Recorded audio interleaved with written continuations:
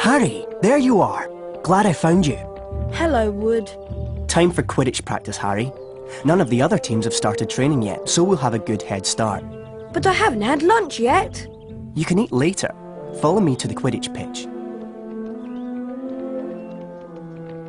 Isn't the weekly house point ceremony sometime soon?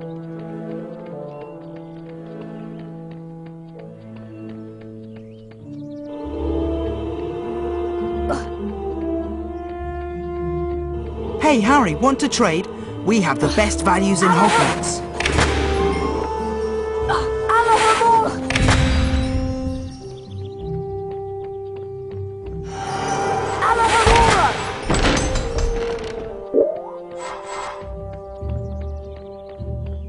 I beg your pardon? Listen up, Harry. We're going to make sure we win the Quidditch Cup this year, and the way we're going to do that is practice, practice, practice. First, a quick recap of what we learned last year. Of course, you already know that the red ball is called the quaffle, and it's the job of the 3 chasers to get it past the enemy keeper and into one of the goalposts. But you don't need to concern yourself with that. There are also 2 bludgers flying around, which you don't want to get hit by. But don't worry, each team has 2 beaters who try to keep them away from you. Last, and most importantly, it's your job as our Seeker to catch the golden snitch before the enemy Seeker does. Since you've been off all summer, let's start out easy. I'm going to throw up a snitch for you, and I want you to try to catch it. Sounds easy enough?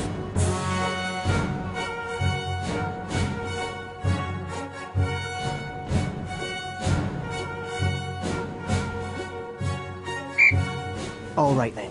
You can use your arrow keys to steer your broom left, right, up and down. Quidditch armour will help soften blows during the match. The Nimbus 2001 gives you much needed speed. Being hit by a bludger, pushed by the other Seeker or running into things can slow you down and put you further behind the snitch.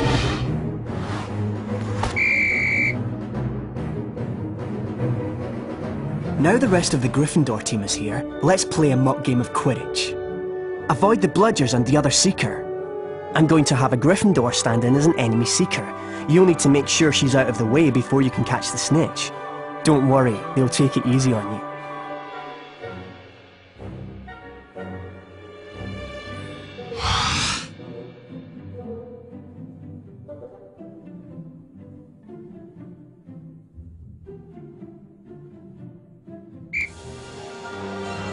You'll automatically close in on the snitch.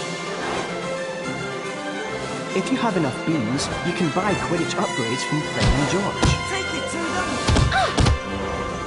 When you're close to another player, Harry, you can use your action key to kick or shove them. Remember, Harry, do not put your hand out till the enemy Seeker is out of the way. That's it, Harry. Give them a good nudge so you can catch the snitch.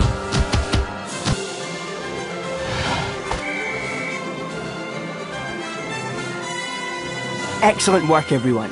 You're back on form, Potter, which means we've got a great chance of winning the cup this year. Aren't you finished yet, Harry? Don't look now, but here comes the Slytherin team. I don't believe it! I booked the pitch for today. Hey, they've got new brooms and it looks like... Yes, they are! They're Nimbus 2001s! Yeah, I know. Apparently Lucius Malfoy made a very generous donation. Like our new brooms, Weasley. What are you doing here, Malfoy? I'm the Slytherin Seeker now. Didn't you know? Perhaps someday Gryffindor will be able to afford new brooms. Well, at least no one on the Gryffindor team had to buy their way in. They got in on pure talent. No one asked your opinion, you filthy little mudbloods. You'll pay for that one, Malfoy. Well, at least I could afford it, Weasley, unlike you.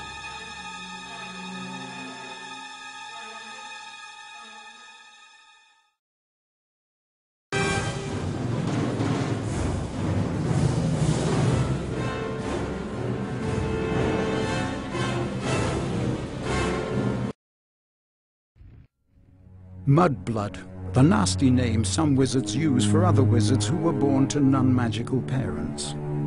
And speaking of mud, October arrived damply at Hogwarts, spreading a soggy chill over the grounds and into the castle. A different kind of chill would soon set in as well.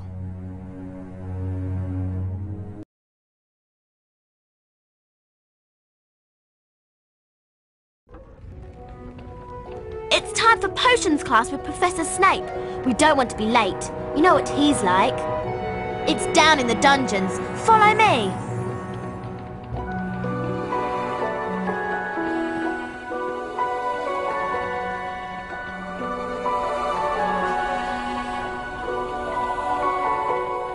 This leads to the dungeons.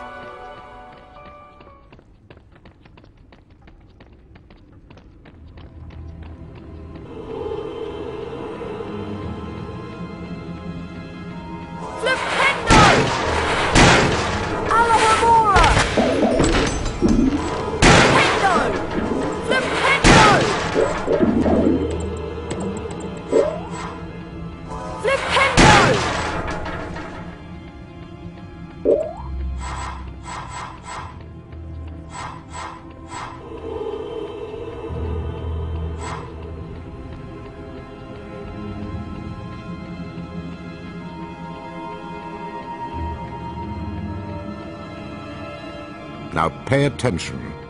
Today, you will attempt to learn the art of mixing one of the most useful potions ever concocted.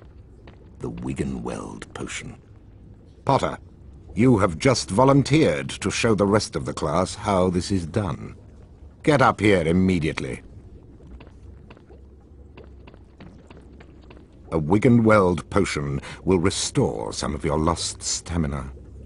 Even a single bottle is capable of healing the most grievous wounds. In this chest are the 2 ingredients of Wiggenweld potion: flubberworm mucus and wiggentree bark. Take them out.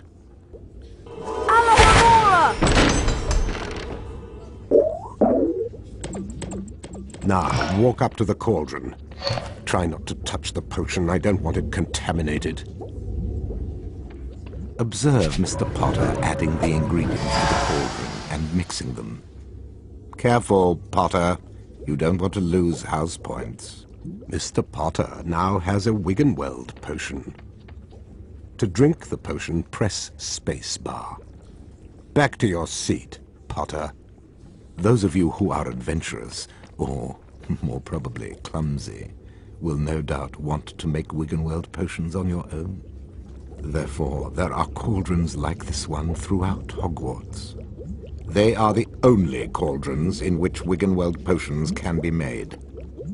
And the ingredients, flubberworm mucus and wiggentree bark, can also be found throughout Hogwarts. Now for today's lecture, the history of flubberworm mucus extraction. Before that lecture, I thought I knew everything I wanted to about flubberworm mucus, and I was right. Well, I thought he touched on some interesting aspects. Let's get going before Snape comes out.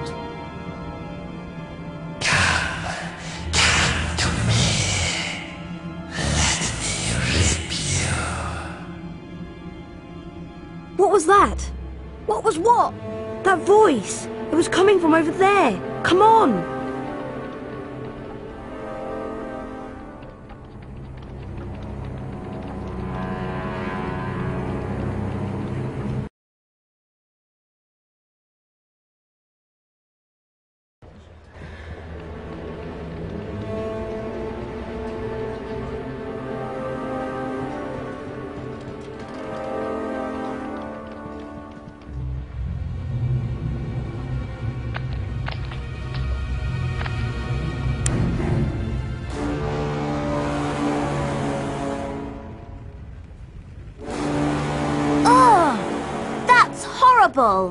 What's going on?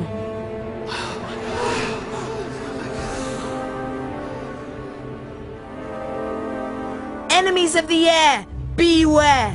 You'll be next, mudbloods.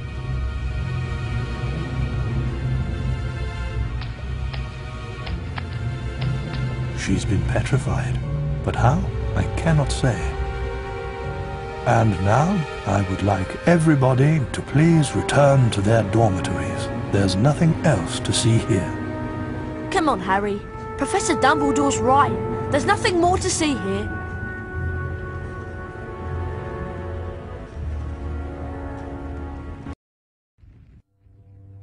Everyone at Hogwarts was disturbed by the attack on Mrs. Norris and the mysterious words scrawled on the wall. Rumours and speculations spread. Hermione in particular was especially affected. Ron and Harry became sure that she was up to something, but whatever it was, she remained tight-lipped.